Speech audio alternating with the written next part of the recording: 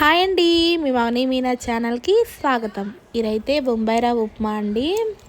రెగ్యులర్గా మనం నార్మల్గా చేసుకుంటూనే ఉంటాం, కానీ దీంట్లో ఒక చిన్న సీక్రెట్తో నేనైతే మీకు చెప్తానండి. ఉప్మా అయితే చాలా అంటే చాలా కమ్మగా అయితే ఉంటుందండి, చాలా టేస్టీగా ఉంటుందన్నమాట.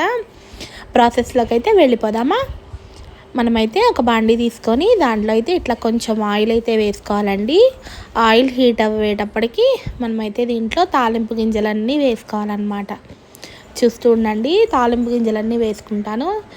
ఈ ఉప్మా గురించి అయితే నేను ఒక చిన్న స్టోరీ అయితే చెప్తానండి. నేను దాదాపు నాకు మ్యారేజ్ అయిన ఒక 5-6 ఇయర్స్ వరకు అయితే ఉప్మా చేయడం అస్సలు వచ్చేది కాదండి. అసలు ఎంత బాగా చేద్దాం అనుకున్నా వచ్చేది కాదు. ఏంటా ఇది అని అడుగుతూ ఉన్నాను. మా అమ్మ కూడా ఎప్పుడైనా ఇంతకుముందు మనం ఇలా యూట్యూబ్లో వంటలు ఇవన్నీ రివీల్ చేస్తున్నాం కానివ్వండి, ఇంతకుముందు పెద్దవాళ్ళు ఏంటంటే ఏదైనా సీక్రెట్స్ ఉంటే వంటల్లో అలా ఉంచుతారనమాట, చెప్పరు. అలాగే మా అమ్మ కూడా అనమాట. ఏం లేదు, నార్మల్గా చేయటమే, మామూలుగా చేయటమే 2-3 సార్లు చెప్పింది. ఇంకా తర్వాత అడిగాను నేను, ఖచ్చితంగా ఎలా చేయాలో చెప్పమ్మా నువ్వు అని. ఇక చెప్పింది తను చెప్పినాక నాకు మా పెద్ద అమ్మ చేస్తుంది అనమాట. అది గుర్తొచ్చింది, తను ఇలా చేస్తుంది కదా అని చెప్పేసి. తను చేసేటప్పుడైతే నేను చూశానమాట.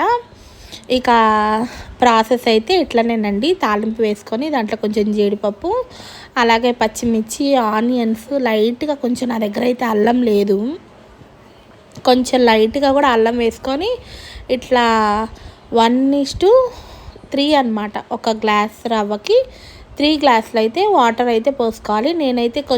నాకైతే కొంచెం లూజ్గా ఉంటేనే ఇష్టం బొంబాయి రవ్వ ఉప్మా అనేది, అందుకని నేనైతే కొంచెం వాటర్ అయితే ఎక్కువ తీసుకున్నాను అనమాట. మీరైతే ఖచ్చితంగా 1:3 అయితే తీసుకోండి. పర్ఫెక్ట్ కుదురుతుంది అనమాట ఉప్మా. ఈ లోపు అయితే ఇలా వాటర్ మరిగేలోపు అనమాట. చూడండి, ఇట్లా వాటర్ అయితే తెల్లుతున్నాయి కదా. ఒక గ్లాస్ రవ్వకి 3 గ్లాసులు వాటర్ చొప్పున తీసుకున్నాను అనమాట. నేను అలా 2 కప్పులతో తీసుకున్నాను. ఇక్కడ చూస్తున్నారు కదా, నేనైతే 1 కప్పు రవ్వ అయితే వేసేసుకున్నాను అనమాట. ఒక చేత్తో ఇలా వేసుకుంటా, రెండో చేత్తో అలా తిప్పుకుంటూ ఉండాలి. అప్పుడే ఈ బొంబాయి రవ్వ అనేది ఉండలు కట్టకుండా వస్తుంది అనమాట. మనమైతే కంటిన్యూషన్గా అయితే దీన్ని అయితే ఇలా తిప్పుతూనే ఉండాలన్నమాట. నేను ఇంకొక హాఫ్ గ్లాస్ కూడా తీసుకొని అది కూడా ఇలా వేసేసుకున్నాను అనమాట. చెప్పాను కదా, నాకు కొంచెం జారుడుగా ఉంటేనే నచ్చుతుంది అని చెప్పేసి. ఇట్లా ఇదైతే ఇంకా ఇలా అయితే ఉప్మానైతే మనం ఆపకుండా అయితే మనమైతే తిప్పుకుంటూనే ఉండాలన్నమాట. ఒక్క ఉడుకు అయితే రానివ్వాలి. ఒక ఉడుకు వస్తే మంచి టేస్ట్ ఉంటుందన్నమాట. కొంతమంది ఏంటంటే వాటర్లో బొంబాయి రవ్వ మరిగేటప్పుడు ఏం కావాలనే కట్ చేసేస్తారు, కట్ చేసి మూత అయితే పెట్టేస్తారు. మరి ఇక్కడ చూస్తున్నారు కదా, పాలు అనమాట.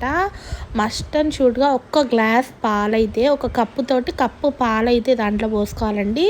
పచ్చి పాలైనా సరే పర్వాలేదు, లేకపోతే గోరువెచ్చటి పాలైనా పర్వాలేదు అనమాట. పాలు పోసాక అస్సలు ఆపకుండా అయితే ఇలా తిప్పుకోవాలి. ఎందుకంటే మనం సాల్ట్ అనేది వేస్తాం కదా, విరిగిపోతాయి అన్నమాట తిప్పకుండా. అలా ఉంటే ఇలా రవ్వలో అంతా పాలైతే కలిసిపోయేటట్లు ఇలా చక్కగా ఇలా తిప్పుకోవాలన్నమాట. ఇలా తిప్పుకొని ఇక్కడ ఇంకొక సీక్రెట్ అయితే నేను వేస్తాను. ఇదైతే నెయ్యి అనమాట.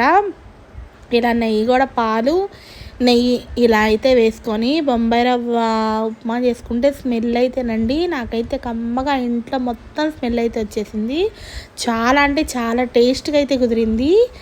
చాలా అంటే చాలా అసలు చెప్పలేను అనమాట, అంత బాగుందన్నమాట. తప్పకుండా మీరు కూడా ఇలా ఒక్కసారి ట్రై చేయండి. నా కోసం నచ్చితే లైక్ చేయండి, షేర్ చేయండి.